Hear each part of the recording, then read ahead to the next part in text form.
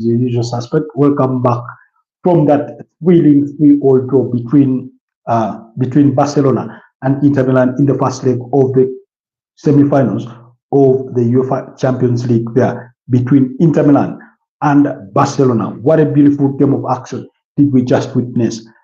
I mean, Rafinha, Lamine Yamal, Denzel Dumfries. Quite for me,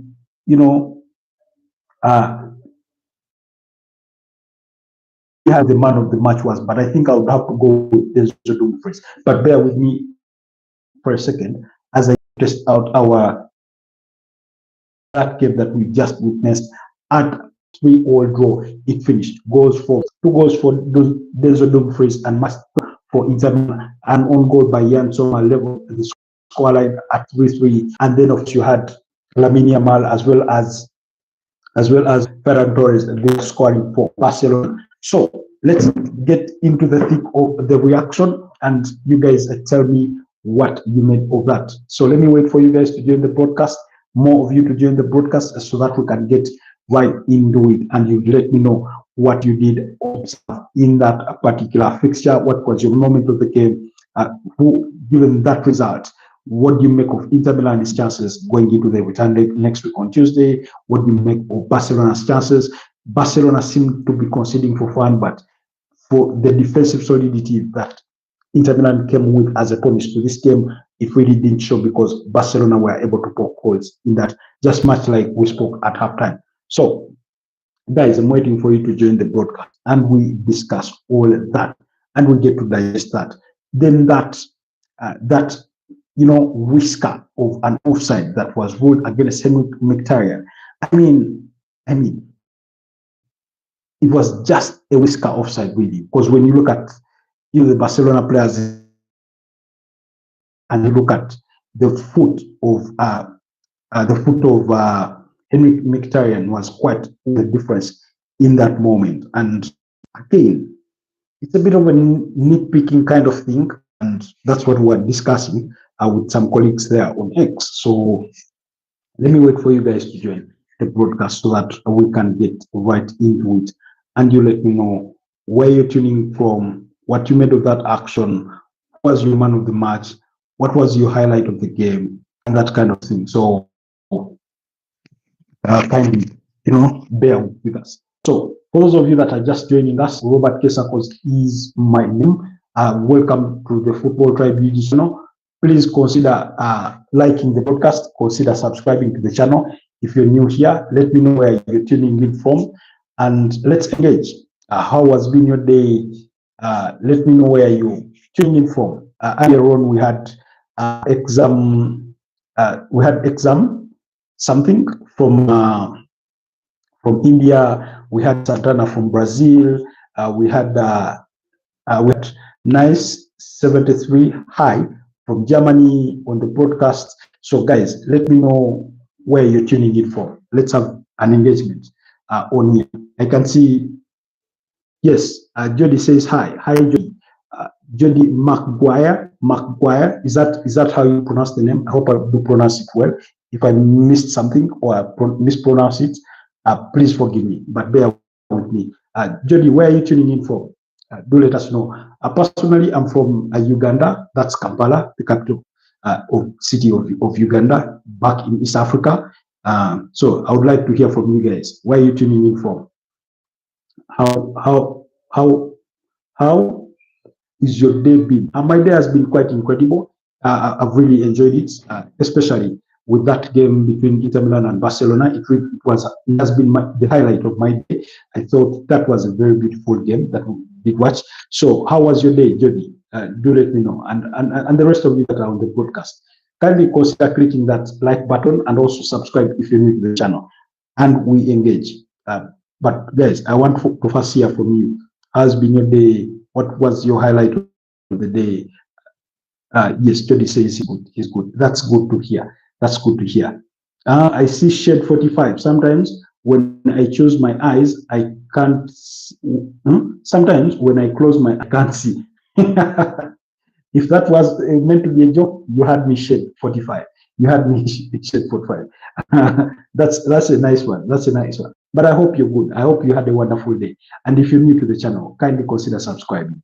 But that's a nice joke. I mean, I can imagine somebody telling it on the theater floor or on, in a larger group conversation, and you drive everybody into laughter. Sometimes when I close my eyes, I can't see. As if it's not a given, as if it's not a given that when you close your eyes, you won't see. And my parents told me to follow my dreams. So I enrolled over. So I rolled over and went back to sleep. You're funny, my guy. You're funny. Are you a comedian? Shade 45. Are you a comedian? Let us know. But welcome to the channel. Thank you for joining the broadcast. Beautiful, beautiful to have you here. That's quite funny. You had me there. You had me there. And I hope the rest of us that are following the conversation find it as funny as well as I do. That's if you you do comprehend a bit of witty language. But anyways, beautiful, beautiful engagement there. What has been the highlight of your day, guys? Do let me know as we wait for others to join the broadcast, as we wait for others to like the broadcast, as we wait for others to let us know how they are doing, where they are tuned in from.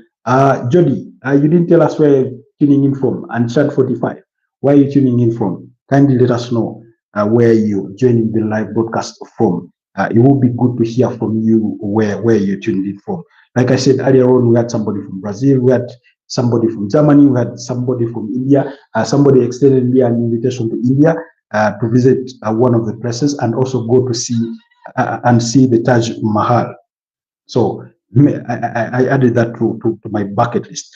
But we just came out of a very, very beautiful game of football between Barcelona and Inter Milan that ended in a 3-all scoreline. Earlier on, my prediction had been a 2-1 victory for Barcelona, but it turned out to be much, much different as opposed to what my expectations were. And I'm glad or even happy to have been wrong, because that was an electric game, end-to-end, kind of attacking football. Barcelona being on the front foot for most of the time, but then the scoreline says something different. And I thought the result in itself was fair in regards to how both teams played. Of course, we came into the game expecting that Barcelona would be vulnerable because their backline is not that solid. They do not really defend the ball well. But when they go on the other side on the offensive, they are equally as effective or even much better. For all the events that have followed Barcelona this season, oftentimes it appears to me that they look at outscoring the opponent as opposed to trying to put in a solid defensive game, win by marginal score lines. Yes, their wins are by very small margins. Like you had against Madrid 3-2, you had against Celta Vigo 4-3. I mean, that kind of thing. When you look at that that Borussia Dortmund game, it ended in a 5-3 goal margin on aggregate. So their margins are always not big, but they look to outscore the opponent. Looks to me, I do not know whether it's the outright strategy for Hansi Flick, but at least that's what we observed in recent times as far as Barcelona are concerned. And then, of course, they had their player suffer an injury before the half-hour mark. That was Jules Koundé. So he had to be withdrawn for Eric Garcia, who I thought fared really well when he came on. So, guys, let me know what you made of that game. What was your key moment of the game? Where you tuning from? Kindly consider liking the broadcast. And if you're new here, do me the absolute favor and subscribe to the channel so that we can continue to grow our community. So, like I said, Inter Milan started as the better side. Really, they were on the front foot from the onset. I think they looked to surprise, Barcelona and quite the Barcelona crowd a bit. Pretty much in similar style like PSG did yesterday against Arsenal, and they achieved that because they were in front by the first minute. That goal scored by Marcus Thuram with Denzel Dumfries providing the assist. What if it was a backflip with which Marcus Thuram scored, and it was 1-0. And then in the 21st minute, Denzel Dumfries scores with a bicycle kick off a set piece, and it was 2-0. I mean, that sent the Inter traveling fans in wild celebrations. But you and I both knew that it wasn't over. It was only starting. The party was only starting. And by the 20th, and only 3 minutes later, Barcelona had managed to pull one back through Lamine Yamal. I mean, what a player, what a goal that he did score there.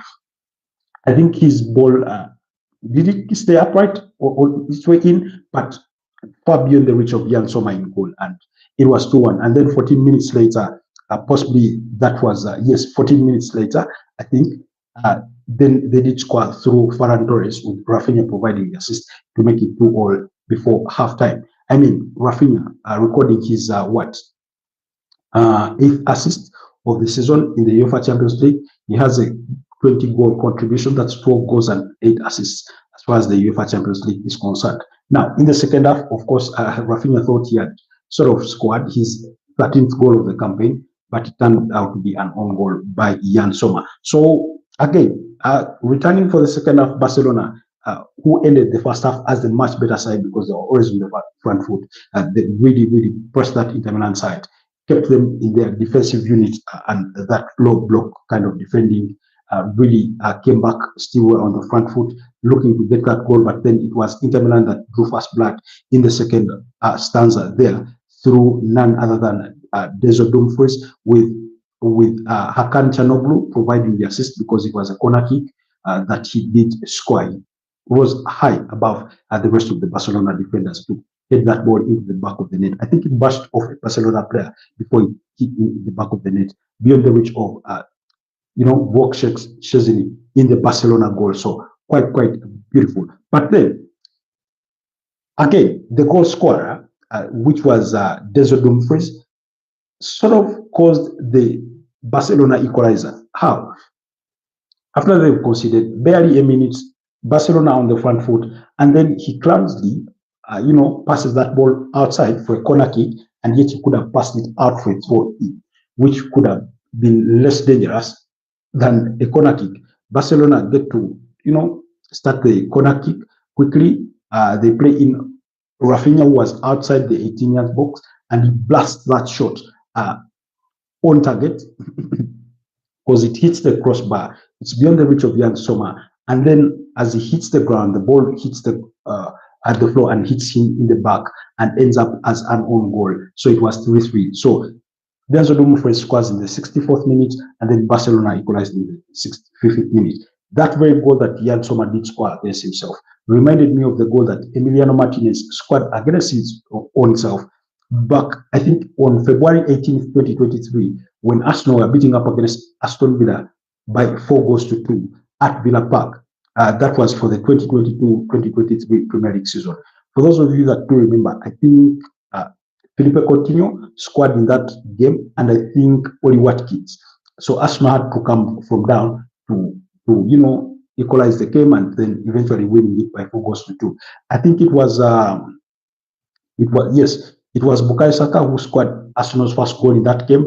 Then Zinchenko scored the equalizer to make it 2-2, and then it was Jorginho's attempt that hit the crossbar, hit the floor and into the back of Emiliano Martinez and ended up in the back of the net. So it was 3-2, and then Gabriel Martinelli scored in stoppage time to make it 4-2. So the goal that Jan Sommer did concede today as an own goal was similar to that goal of Emiliano Martinez that he did concede versus Arsenal back in February 2023.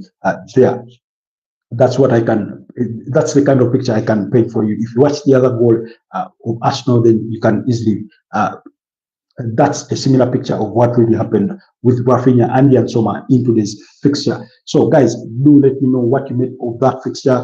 What were your thoughts? Who was your man of the match? What were your key moments? Are there any calls that you thought, of course, I think, when was that? We had a goal scored by Henrik Mkhitaryan, but it was ruled out and offside. But it was by the finest of margins, and that's the kind of debate I was having with some of my colleagues on X. Was saying, isn't that really nitpicking? Yes, it's technology, and we know it.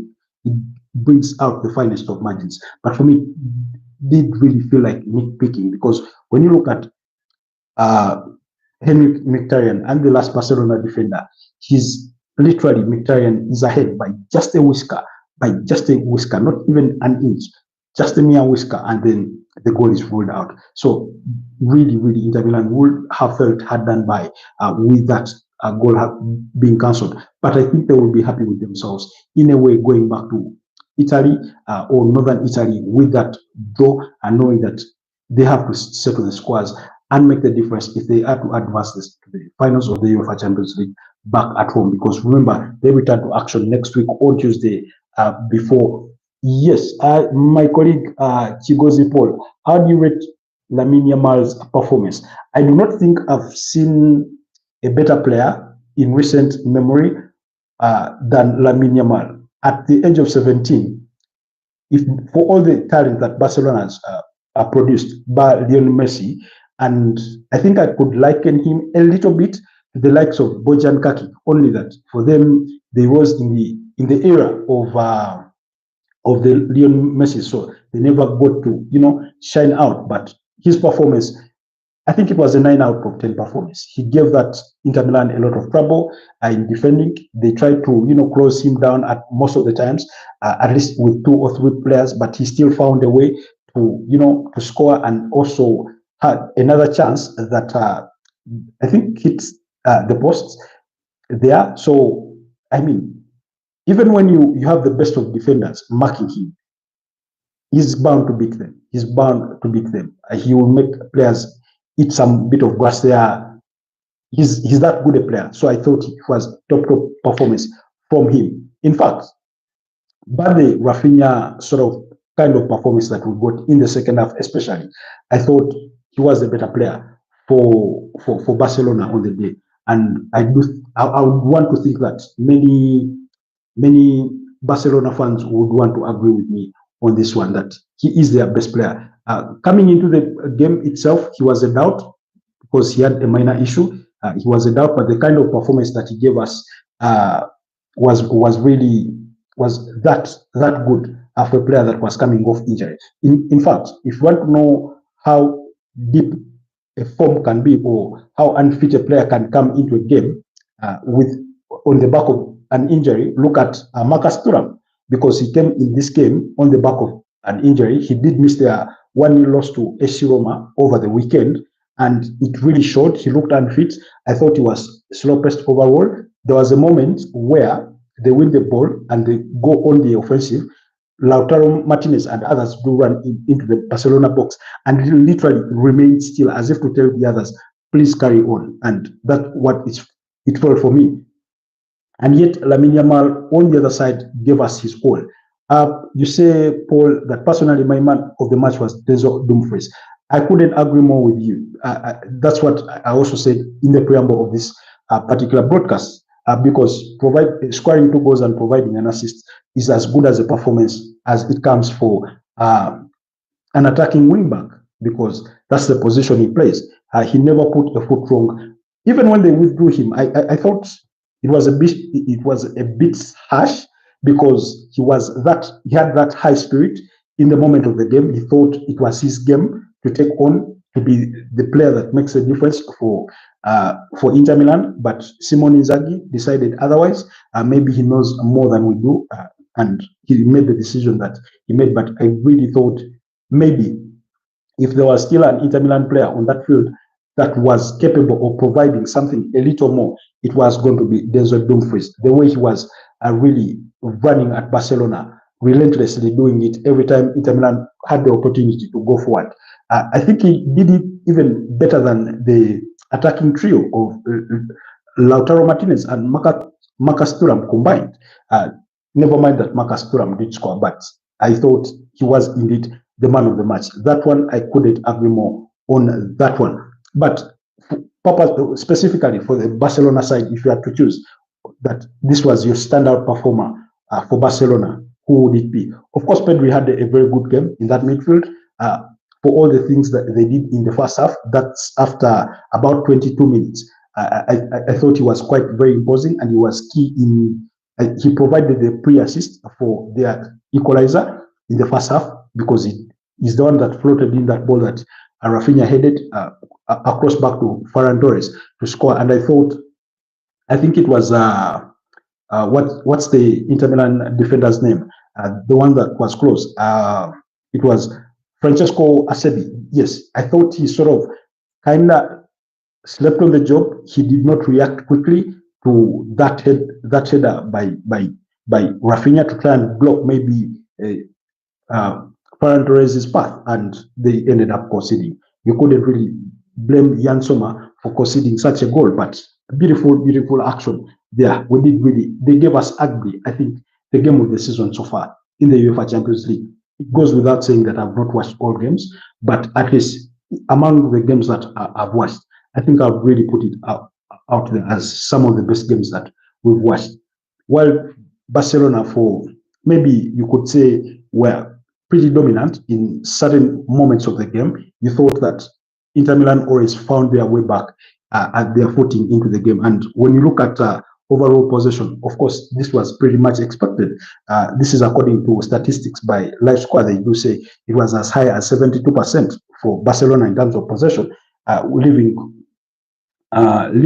Inter Milan with a modest 28% and that kind of thing. But again, the scoreline tells us, I think, exactly what really transpired on the turf. That one team possessed the ball, but then Inter Milan were very effective with their chances because they had 3 shots on target. Sorry, they had 3 shots on target, yes, and they were all squad.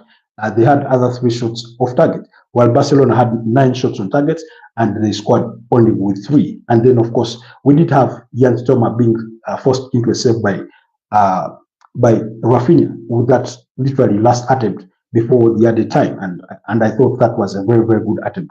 Rafinha, I think if we were to sit down and discuss the top 5 players of the season across Europe for the 2024-2025 season, I think we would have to debate between Rafinha, would have to debate Mo Salah, would have to talk about Lamine Yamal, would have to talk about Pedri, would have to talk about Vitinha. For me, I think those would be some of the standout players that I would mention. Maybe there are others out there, but for the biggest chunk of football that I've managed to follow, I've really found those players quite exceptional in as far as this season has been concerned. For Manchester United fans, you may interest yourself. Scott McTominay has done brilliant things at Napoli. Fairly, been really brilliant. And then maybe if you want to bring in the conversation, the likes of Kvicha Kvaratskhelia. Yes, if today's game is anything to go by, who do you think will win the return leg? That's a hard one to call, given what my earlier prediction had been, that it will be a 2-1 win for Barcelona. But I think Inter Milan do have the advantage. First of all, it being a home game, I think they will be more defensively solid as compared to what they were today. So, and then I think I would give Inter Milan the edge of a 52% chance going through over Barcelona's 48% chance. That's how close the margins are for me. And if anything, also is that these knockout stages have shown us that Inter Milan are capable of conceding goals, because now they've conceded as many as 6 goals in just 4 games. Sorry, in just 3 games, because they conceded 3 against Bayern Munich, and now they've conceded 3 in a single match. So I think I'd give Inter Milan the edge with a 52% chance, but it's really tight. It's really tight and close, because again, you can't help but think that these young Barcelona players will sort of try to outrun and tire that aging group of Inter Milan, because when you look at their squad, they're quite edgy. 22 players of Inter Milan are above the age of 29. 12 of those are above the age of 32, and 5 of them are above the age of 35. So, I mean, it could be that. But both teams also still have it all to do if it's to be factored in, because Inter Milan are 3 points behind the table leaders and Napoli, that's in the Italian Serie A, while Barcelona on this side are leading the table. So they both think they still have a chance to go ahead and win the Scudetto and the Spanish La Liga respectively. So that could be a factor. Then maybe injuries could be a factor. If let's say we get into the return leg and Barcelona welcome back Robert Lewandowski, then it could keep, maybe the scales in their balance a bit, because he offers them that, good and attacking threat for the presence of a striker. So there'll be a bit of variables that we'll need to think about before the return leg next week on Tuesday. But if anything, as it stands, I'd give the edge to Inter Milan over 50 to 48% chance. Anyways, maybe we get to look at also the bit of reaction coming in from those that were able to follow the game. That's usually on X. That's where we get our feedback from, and it's quite interesting for those that were able to follow the game. Let's see what people have to offer as far as today's fixture is concerned. Barcelona, Marcus Thuram. I think Marcus Thuram's goal, should be one of those goals that they consider for maybe a Puskás award. And then this is Eurofoot.com. They say history. Marcus Thuram's goal versus Barcelona, 30 seconds, was the fastest ever scored in the UEFA Champions League semi-finals. A very, very beautiful goal, 30 seconds. I'm sure some football fans somewhere was just entering, pubs and bars, maybe even the fans in the stadiums were really still trying to take the moment in after, the first whistle has been blown, and boom, a goal is scored. So that's the kind of thing that you expect on the day. Then again, we are trying to look for more reaction. Lamine Yamal already trending. That's pretty much expected because he's that good a player. This is Rio Ferdinand. As a pure football talent, I'm going as far as to say I think Lamine Yamal is on another level. Any player playing the game in the top 5 leagues in world football. 17 years old, truly unbelievable. I was in a certain forum and there was a debate being run saying that Lamine Yamal could go ahead to win the FIFA Ballon d'Or before Vinicius Jr. and Kylian Mbappe. Now, would you imagine that happening? How big a dent would that be in Kylian Mbappe's career after leaving France to come to Real Madrid? Of course, to make more football history, but also to brighten his chances of winning the FIFA Ballon d'Or. What a player. 100 games at the age of 17 already for Barcelona. And this season, just in the UEFA Champions League, 6 goals and 5 assists. That's big a contribution that you get from a 17-year-old. Let's see more reaction there from about this kid, Lamine Yamal. Then Lamine Yamal becomes the youngest player to score a Champions League in a Champions League semi-final after Kylian Mbappe. That is in 2017. Lamine Yamal scores his 15th goal of the season. That's 34 for goals and assists provided. Contribution in all competitions. Says insane player. That was from Fabrizio Romano. And then we do have, of course, during the course of the game, we saw a reaction from Braut Erling Haaland, the Manchester City forward there, reacting to Lamine Yamal's goal. It was brilliant. He makes football look so effortlessly that you may think tomorrow you can also pick up your boots and go make things happen, especially if you're a left-footed player. That's how good a player he is. And we can never watch enough of him. For all the Barcelona games that I've managed to catch this season, he's always the player I'm going to watch, because the kind of things that he does to defenders, it's been a minute since we last watched them. All I remember was Messi doing them against Arsenal defenders every time he met them in the UEFA Champions League in his prime days.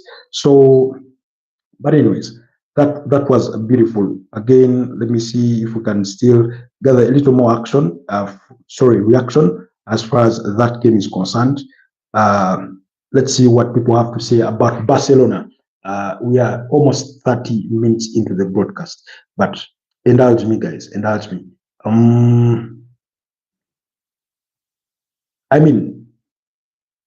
Okay, yes. Denzel Dumfries wins a UEFA Man of the Match award for Barcelona Inter Milan. Pretty much what Paul was telling us earlier on here. He got it spot on, just as much as I personally also did expect, because I thought, he was really, really brilliant.